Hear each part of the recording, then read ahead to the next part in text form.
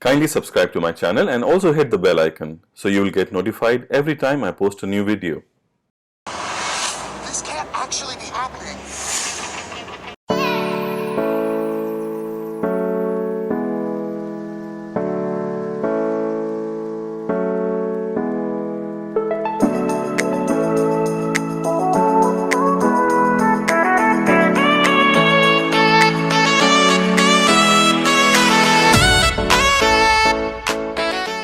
Hi everyone, welcome to the world of tech.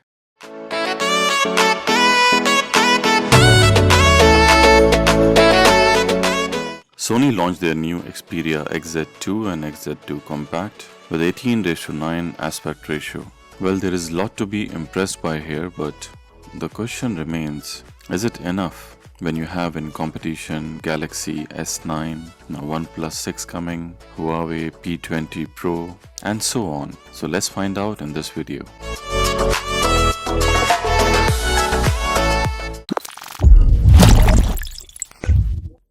So it's been a month since Sony has unveiled two new phones at Mobile World Congress 2018 in Barcelona. Two of the flagship phones, Sony Xperia XZ2 and Sony Xperia XZ2 Compact. Now both of them are a kind of a design evolution, you can say, compared to the old classic Sony phones we are used to. But nothing groundbreaking or earth-shattering. But what really sets the two devices apart? Let's compare them to find it out. Now Sony Xperia Compact series has always been highly regarded. It is a small device but without sacrificing the high-end specs. Now both phones pack a brand new Snapdragon 845, 4GB of RAM, 64GB of storage. They're also IP68 water resistant and have ditched the headphone jack in place of the USB-C dongle, which is a trend nowadays. Now the screen size are different, 5.7 inch versus 5 inch, but both offer 1080p resolution, which is again something very ordinary because even the mid-end device has 1080p resolution nowadays. With 18.9 aspect ratio and the ability to display HDR content, they can also upscale the SDR content to show something brighter with more contrast and dynamic range.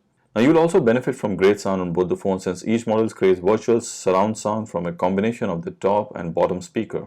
Sony says the speakers are 20% louder than the previous model. In my short demo, I feel that they sounded a lot better than the previous model. Another interesting thing to note is that both phones offer identical models of camera. Sony hasn't retained the camera tricks for a more expensive device, which is good. So both handsets feature the new ISP image signal processor for reducing noise and improving details and present all the 3D facial capturing smarts.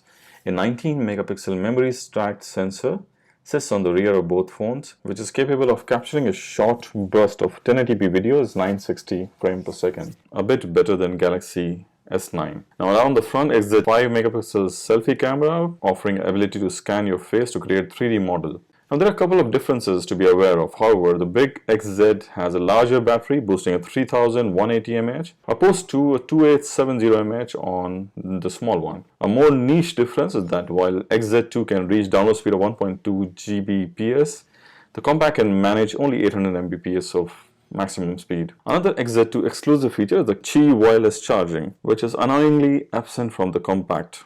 Biggest downside of picking the XZ2 Compact over the XZ2, the bigger one, is the design, where the XZ2 uses glass and Compact swaps it for plastic. But let me tell you, both the devices are very heavy and very thick compared to the newer flagship phones coming in the market. The difference wasn't noticeable in the hand for some reason. In fact, the larger size and the better weight distribution actually made the XZ2 feel more comfortable and lighter. Both devices feature a fingerprint scanner on the rear and USB-C port along the bottom edge. We have to applaud Sony for sticking to its guns and pushing the Xperia XZ2 Compact as a true small flagship rather than just sticking in somehow a low-end components. It doesn't have quite all the features of XZ2, but it's still close. One of the significant design flaws is the fingerprint placement in both the sizes, Xperia XZ2 and also the Compact. It's quite uncomfortable.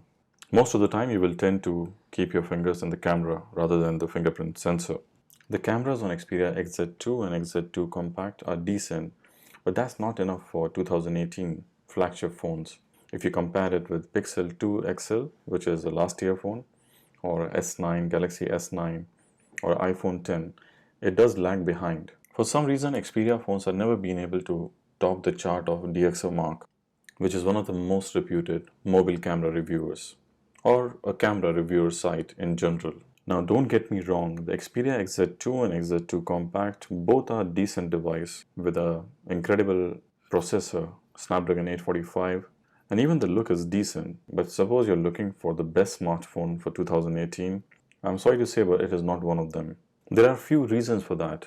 The first one is the design. It's good, but it's not groundbreaking. I mean, if you compare it with Samsung Galaxy S9 or iPhone 10, or even the new Huawei P20 Pro, it is not that eye-catching. Also, it's quite thick and it's a bit heavier than the other phones. The second reason is the display. Even though it has a nice contrast and the brightness is good, but still it's using the 1080p resolution, which is, again, now most of the mid-end phones, they use 1080p resolutions. All the flagships have 2K resolution or 4K. And Sony has done it in the past with incredible displays on the Xperia XZ Premium. And one of the most important reasons is the cameras. They are just okay. I'm sorry to say, but they are not able to compete with 2018 flagships or even some of the 2017 flagship phones. And most of the consumers nowadays take photos from their smartphones than a DSLR. But there are a few good things about the phone is, for example, the speakers are really nice. They are very rich in sound and enhanced sound, you can say. Also, the ability to take 1080p slow motion video from 960 frames per second is something unique. So guys, this was my hands-on experience with the device. Let me know in the comments what you think about it. I hope you liked the video. Suppose you like the video, kindly subscribe to my channel and hit the thumbs up. Soon I'll be making a video for Huawei P20 Pro and Huawei P20, which is rated as one of the best smartphone cameras by DxOMark. So stay tuned for that. And also I have recently made some videos for Galaxy S9. You can click over here for the link, here, to see the videos. Thank you for watching and see you in my next video. Till then, goodbye. I hope you enjoyed the video. If you like the video, kindly hit the thumbs up and subscribe to my channel. I will really appreciate that. Also click on the notification icon, the bell icon, so you will constantly get updated with my new videos. Thank you for watching and see you in my next video. Till then, goodbye.